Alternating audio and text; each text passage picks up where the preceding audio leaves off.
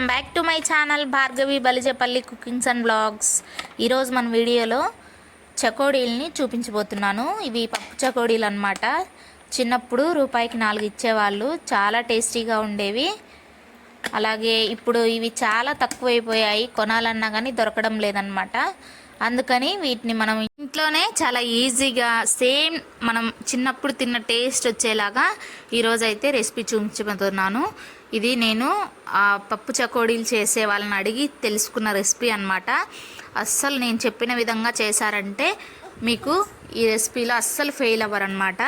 అంత tips and tricks ఈ video అయితే ఉంటుంది. వీడియోని ఎక్కడ స్కిప్ చేయకుండా చూడండి. ఇంకెందుకు ఆలస్యం, వీడియోలోకి వెళ్ళిపోదాం. ముందుగా ఈ రెసిపీ చేసుకోవడం కోసం ఒక బౌల్లోకి మనం ముందుగా శనగపప్పుని నానబెట్టుకోవాలండి. ఇది పచ్చి శనగపప్పు. దీన్ని నేను ఒక టీ గ్లాస్తో తీసుకుంటున్నానండి. ఒక గ్లాసున్నర పప్పు అయితే తీసుకొని ఇందులోకి వాటర్ పోసుకొని ఒకసారి వాష్ చేసుకొని నీట్గా నానబెట్టుకోవాలన్నమాట.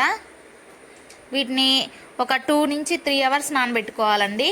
మనం చేతితో తుంపితే పలుకు తునిగేలాగా నానబెట్టుకోవాలి. మీకు టైం లేదనుకుంటే ఖచ్చితంగా 1 గంట అయినా దీన్ని పక్కన నానబెట్టుకోండి. ఇక్కడ నేను వీడియోలో చూపిస్తాను చూడండి ఎలా నానాలి అనేది. నేను ఒక ఇత్తనం తుంచి చూపిస్తాను. ఇలా మనం పలుకు ఏ వేలుతో మనం తుంచితే తునగాలన్నమాట. తర్వాత ఇప్పుడు వీటిని ఒక స్ట్రైనర్లోకి వేసుకొని వాటర్ అన్నీ స్ట్రెయిన్ చేసుకొని వీటిని పొడి పొడిగా చేసుకోవాలండి. మీకు ఇలా స్ట్రైనర్లో ఇంకా తడిగా ఉన్నాయి అనుకుంటే ఒక కాటన్ క్లాత్ మీద వేసుకొని ఒకసారి తుడిచి ఫ్యాన్ కింద పెట్టుకోండి. ఒక 10 మినిట్స్ సరిపోతుంది. ఇప్పుడు స్టవ్ పైన ప్యాన్ పెట్టుకొని అందులోకి ఒక 2 గ్లాసులు వాటర్ అయితే వేసుకోవాలండి. మనం పిండి ఎంతైతే తీసుకుంటున్నామో అంత వాటర్ అయితే యాడ్ చేసుకోవాలి. కప్పుతో కానీ గ్లాస్తో కానీ దేంతో అయినా మీకు దేన్నైనా ఒక కొలతగా పెట్టుకోండి. ఇక్కడ మీరు చూసారంటే వాటర్ మనకి ఈ విధంగా మరుగుతూ కొంచెం బబుల్స్ వస్తాయి కదా. ఇప్పుడు ఈ స్టేజ్లో మనము ఇందులోకి టేస్ట్కి సరిపడా సాల్ట్ యాడ్ చేసుకోవాలి. ఆ వాటర్కి టేస్ట్కి సరిపడా సాల్ట్, అలాగే మీ టేస్ట్కి తగినట్టు కారం కూడా యాడ్ చేసుకోవాలి. ఇక్కడ నేను 1 టీ స్పూన్ వరకు కారం యాడ్ చేస్తున్నాను. ఇలా 2 యాడ్ చేసుకున్న తర్వాత ఇప్పుడు ఇందులోకి ఒక ఫుల్ టీ స్పూన్ అంతా జీలకర్ర యాడ్ చేసుకోండి. వామ్ కూడా యాడ్ చేస్తుంటారు చాలామంది. రెండిట్లో ఏదైనా యాడ్ చేసుకొని మొత్తాన్ని ఈ విధంగా మిక్స్ చేసేసుకోవాలి. మనకి వాటర్ చూసారా మంచిగా మరుగుతూ ఉన్నాయన్నమాట, బాగా వేడిగా ఉన్నాయి. ఇలా కలుపుకున్న తర్వాత ఇప్పుడు ఇందులోకి మనం బయట బండి మీద అమ్మేలాగా కావాలి కాబట్టి కొంచెం ఫుడ్ కలర్ వేయాలన్నమాట. లేదు వద్దు అనుకుంటే ఫుడ్ కలర్ స్కిప్ చేసి చేసుకోవచ్చు, అవి కూడా బాగానే ఉంటాయి. కానీ కొంచెం కలర్ అనేవి ఫుడ్ కలర్ వేస్తే రెడ్గా కనిపిస్తాయి అన్నమాట. ఇప్పుడు ఇందులోకి 1 గ్లాసు మైదా అనమాట. మనం ఇందాక ఏ గ్లాస్తో అయితే వాటర్ తీసుకున్నామో ఆ గ్లాస్తో 1 గ్లాస్ మైదా, అలాగే 1 గ్లాస్ బియ్యం పిండి వేసుకోవాలండి. 1 గ్లాస్ మైదా పిండి, 1 గ్లాస్ బియ్యం పిండి వేసుకోవాలి. ఇదైతే పక్కా కొలత అనమాట.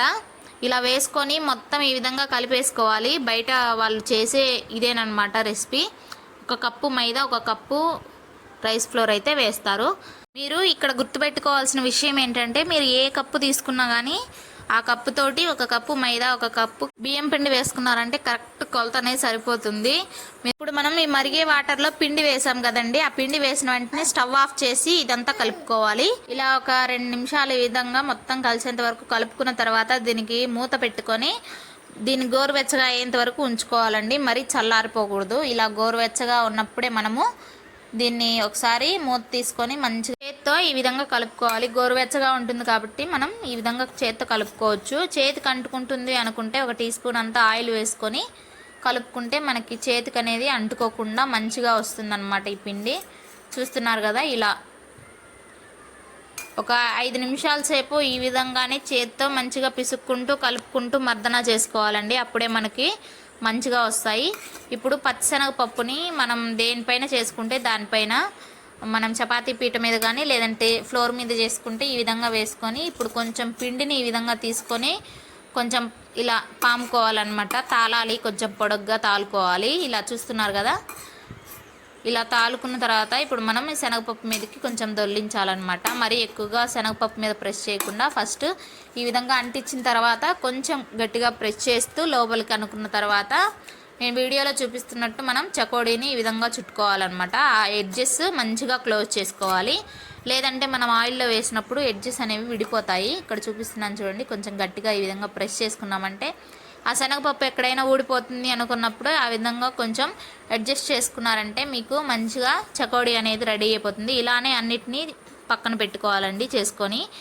ఇప్పుడు స్టవ్ పైన ఆయిల్ పెట్టుకొని బాగా హీట్ అవ్వాలండి. ఆయిల్ మనకి చాలా హీట్లో ఉండాలి. లో హీట్లో ఉందంటే మెత్తగా వచ్చేస్తాయి.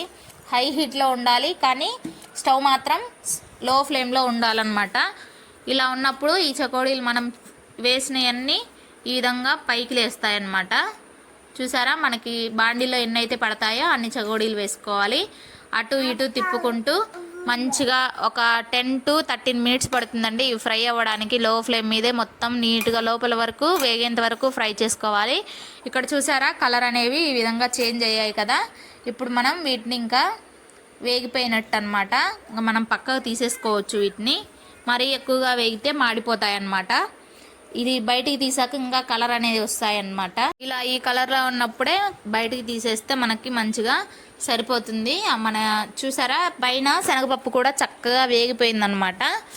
ఇలా వేగించుకున్న తర్వాత బయటికి తీసేసుకోవాలి. ఇప్పుడు ఇంకా అదే ఆయిల్లో మిగిలినవి కూడా ఈ విధంగా వేసేసుకొని వీటిని కూడా మంచిగా సేమ్ ఫస్ట్ మనం ఎలా అయితే అన్నీ వేసుకొని అలానే వేయించుకొని ప్రాసెస్ చూసామో అలానే వీటిని కూడా మంచిగా అన్నిటినీ వేయించుకున్నారంటే మనకి చకోడీలు అనేవి రెడీ అయిపోతాయి.